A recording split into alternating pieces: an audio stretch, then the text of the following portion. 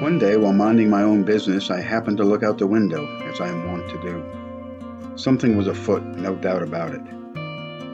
The birds, who were normally very easygoing, had apparently had a kerfuffle, and now there were big doings on the lawn. Many various breeds were lit atop the lines that run over the yard. I don't really know what the lines are, nor their purpose, but right now they were performing admirably as a perch for what had to be hundreds of spectators. I can't recall which caught my eye first, the birds on the wire or the lawn birds, but the action was definitely down at ground level. On the one side, westward I believe, was a huge gathering of robins, all in formation, marching to the east with determination.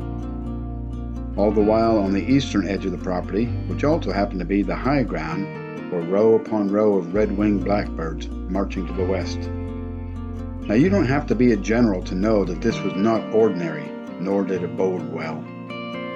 Do birds even fight? Sure, I have seen the occasional tussle over breadcrumb or seed.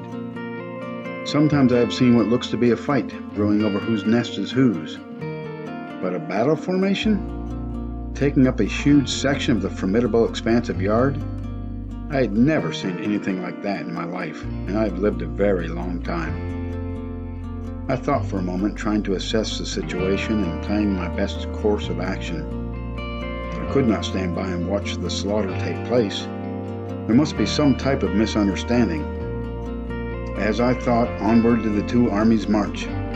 The space between the two forces was quickly disappearing. A panic began to come over me. I must do something, and I must do it now. Up I leapt and rushed to the back door where Laura and Dan so nicely installed a doggy door. I won't even get into what I thought of that name, but in times like this and on other occasions it was most appreciated. Out the door, down the steps of the multi-level deck, around the corner of the house, legs akimbo, I ran barking and howling in the midst of the almost joined battle. You and I both know I don't bark and howl, but that is what the birds said they heard after the dust had settled and things were back to normal. But I skip ahead. Slobbering and slathering, I landed in the middle of the soon-to-be melee. I didn't think of this at the moment, but none of the birds scattered as I thought they would. They all looked up at the den and looked back down. They were intensely interested in looking down. Why were they so focused on the ground when they were feet away from each other?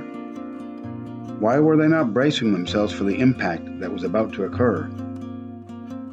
Do dogs even get embarrassed? Do they turn red if they do get embarrassed? I don't totally understand the concept, but I know as the truth of the situation slowly dawned on me, I did feel a tad foolish. I also felt a little heat rush to my head, but I seriously doubt I turned red. It turns out that there was no imminent battle. It also turns out that my heroic deeds were for naught.